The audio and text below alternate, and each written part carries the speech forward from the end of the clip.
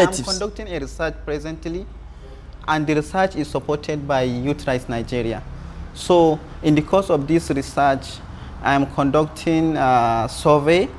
So it involves in-depth interview with 10 participants randomly in the Bauchi metropolis.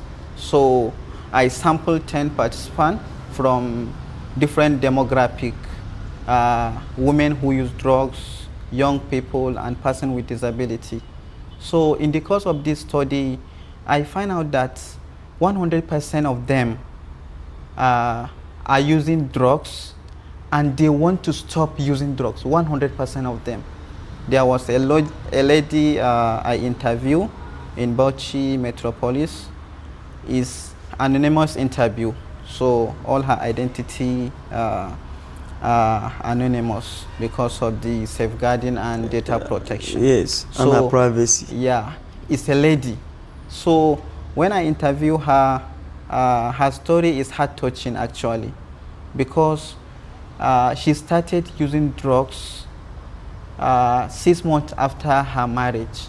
So her husband died due to road accident. So she cannot sleep without taking that drugs. No, she's not into drugs at the first place. Yes. But when her husband died, she is always thinking she cannot She's in sleep. trauma. Yes, trauma. So one of her friends introduced her to taking that Emzoline. So when she takes Emzoline, she can sleep. So she asked her friend that this Emzoline is very good, she can now sleep. But due to the issues, so she started developing addiction. To eat? Yeah. So she cannot sleep without taking this drug. And now she wants to stop using these drugs, actually.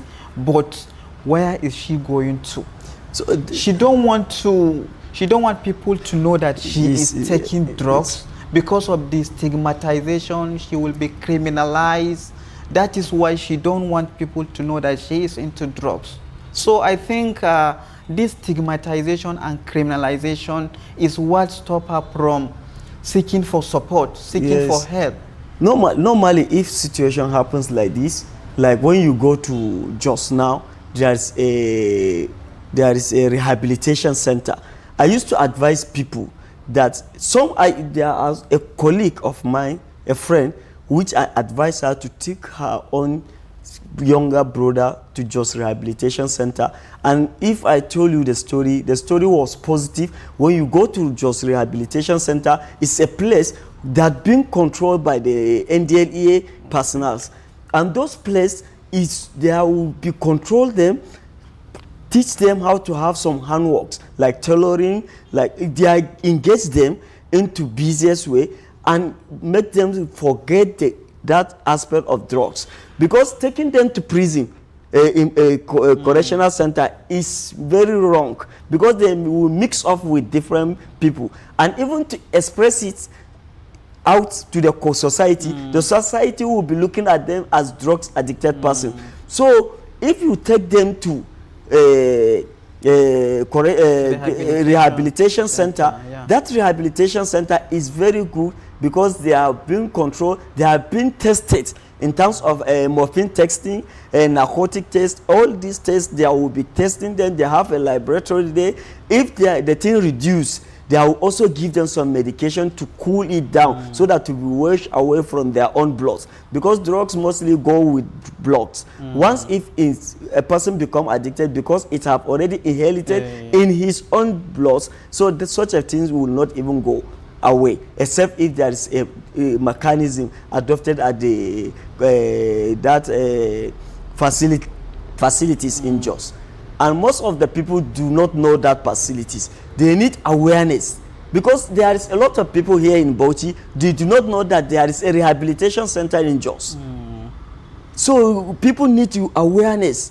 You understand? Like, thank God a program like this can make people to know that yes, there is a rehabilitation center in the places like Jos. And lastly, I will even solicit that let the federal government of Nigeria make such rehabilitation center, instead of it to be in geopolitical zones. Let it be in each and every state, so that each and every state to have access to that rehabilitation center, and particularly people at the remote area.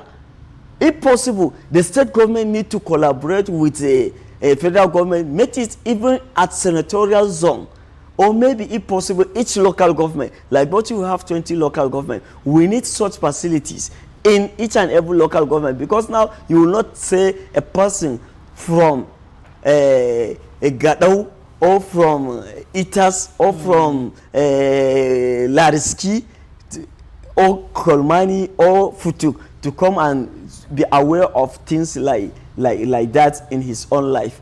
Because a lot of villagers, when you go to remote places, you will see a lot of them are taking drugs, wallahi, unaware of them. You understand? It's not the fault of a pharmacist alone. It's the fault of the government itself. Let them produce rehabilitation center. Let them create awareness. Let people know that there is a rehabilitation center like NOAA, National Orientation Agency. Let them be creating awareness. Like let people know that yes, there is a places like rehabilitation center, so that they can take their own children to that. Because it's like form of secondary school. You can be visiting your child at any time you want. Actually. And you just bring a little facility. Most of the facilities are there in the rehabilitation center. And it's under the supervision and implementation projects of federal government of Nigeria. But we need more in each and every state.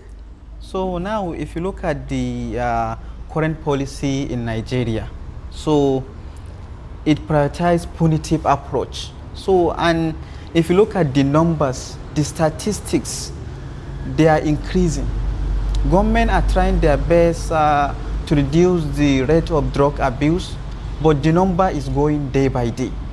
Day by day. What? I think we need evidence-based approaches in order to combat the issue of drug abuse. If we say evidence-based, the current issue in Nigeria here, if you look at the news, you will hear that today the NDLA arrests 50 drug traffickers. NDLA destroy 100 kilograms of cannabis. NDLA arrest. So what are they translated to? What are these arrests? Are they really contributing to reducing the rate of drug abuse? They are not. They are not. They are not. What the federal government supposed to... The policy need to be changed. The narrative need to be changed. Instead of this punitive approach, I think the federal government should supposed to prioritize evidence-based policy and also harm reduction, because there are people who find themselves in such situation.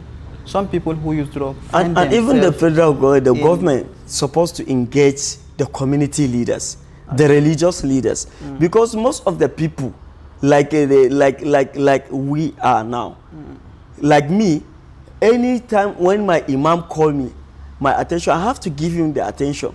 And likewise, if he said that you should inform your brother this and that, I have to carry the brother and go to him. And likewise, the religious leaders, you understand, the community leaders such as the chieftaincy and others, they have to collaborate, especially the chieftaincies leaders, because they are the leaders and they are the fathers of each and every society or community. They have to call each and every one, let them come together, engage the parents, because most of the issues like this, parents are unaware that their children have been taking drugs.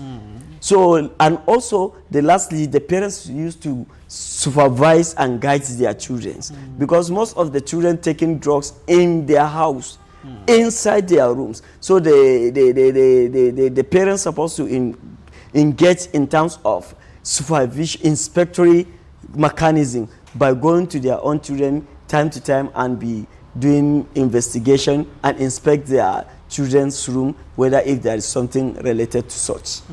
Yes. And if you look at the issue, there are some people who find themselves in a situation whereby taking drugs is a problem because it is going to affect their health and well-being, and also not taking these drugs because they are dependent.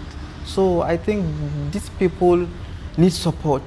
Yes. It's not arrest that they need support. Sometimes where they to need go, advice. Yes. Counseling, and reformation. Yes, by engaging them, speak to them. Some they are just even waiting for a word that Mr. A, stop taking this, is very harmful to your own life. But some they are not even, because of stigmatization and criminalization, people have taken that once if a person is a drugs addicted person, he is wasted to the society. Actually, so, and it's something that is contributing to the increased rate of drug abuse. Yes. When person is neglected because he is using drugs, and this person want to stop using drugs, so there are no referral pathway, no support.